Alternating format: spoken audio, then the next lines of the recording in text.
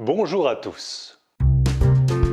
Prise de parole en public, les mots à fuir à tout prix. Lors d'une prise de parole en public, un autre travers à éviter dans la mesure du possible, qui s'est répandu ces dernières années pour une raison qui m'échappe, l'est un petit peu. On va voir un petit peu ce petit problème pour essayer un petit peu de comprendre un peu ce qui se passe. C'est un petit peu compliqué, mais on va un petit peu essayer de défricher ça un peu ensemble pour voir avec un petit exemple. On est d'accord, je n'insiste pas. Cette tournure réductrice tend à nous faire entrer dans le crâne que tout doit être petit, donné en petite quantité, qu'il faut voir petit, parce qu'il faut toujours aller un tout petit peu de l'avant. Non, il faut aller de l'avant, tout simplement. Affirmez-vous. Affirmez votre pensée. Ne la réduisez pas constamment à une petite idée, un petit désir, un petit besoin d'avancer. N'essayez pas d'être un petit peu efficace, un petit peu novateur. Soyez efficace, soyez novateur, soyez impertinent, mais soyez-le complètement. Ne le soyez pas un petit peu, ça ne veut rien dire. Ce tic de langage est sournois parce qu'il s'installe dans les conversations et qu'il a tendance à faire oublier sa présence qui, elle, n'a rien de petite.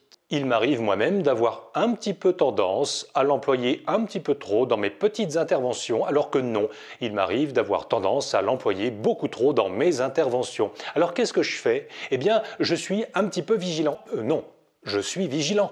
Soyons vigilants.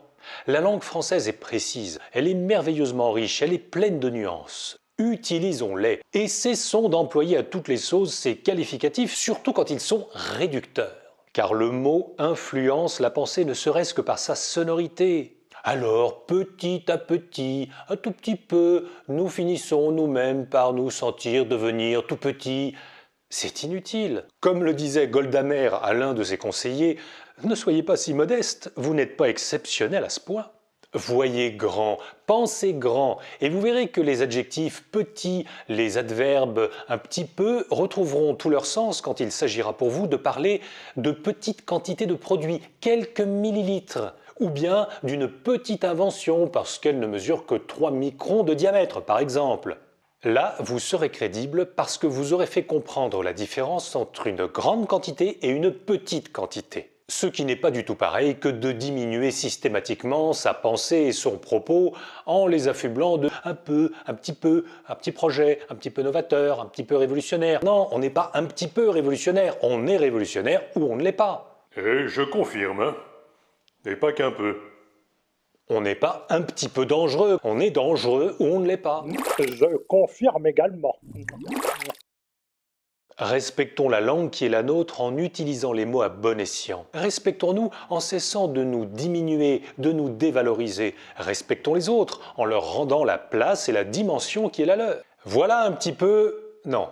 Voilà l'essentiel de l'idée que j'ai voulu vous faire passer dans cette petite vidéo... non, dans cette courte vidéo puisqu'elle ne fait que 2 minutes. Tu t'es un petit peu trompé, elle fait un peu plus de 3 minutes et demie sur ma petite horloge. À bientôt pour parler des autres pièges qui nous attendent dans la prise de parole.